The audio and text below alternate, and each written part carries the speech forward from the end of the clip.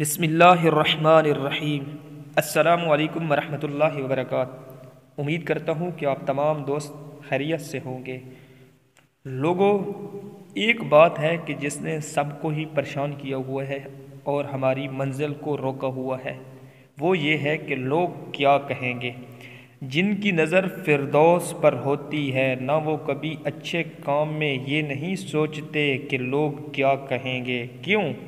کیونکہ جب یہ سوچ ذہن میں آ جائے تو ترقی رک جاتی ہے، قرآن ہاتھ سے چھوٹ جاتا ہے، دعوت کا کام رک جاتا ہے، نقاب اتر جاتا ہے، محمد عربی صلی اللہ علیہ وسلم کی سنتیں چھوٹ جاتی ہیں، حق کے بول بالے کے لیے زبان، قلم اور تلوار سب رک جاتے ہیں۔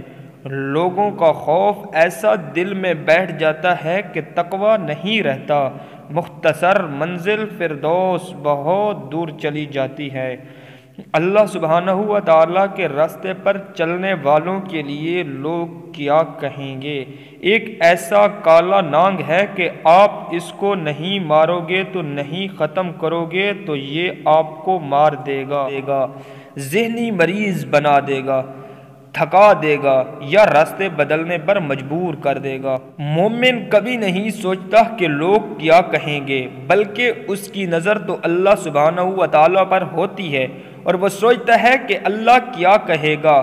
جب میں روز محشر اللہ سبحانہ و تعالیٰ کے سامنے کھڑا ہوں گا، وہ پوچھے گا نیکیوں میں سبقت کیوں نہ لے گئے، تو میں کیا جواب دوں گا؟ اللہ سبحانہ و تعالیٰ کا خوف اور محبت دل پر ایسے حاوی ہوتی ہے کہ لوگوں کا خوف آنے ہی نہیں دیتا۔ جزاک اللہ۔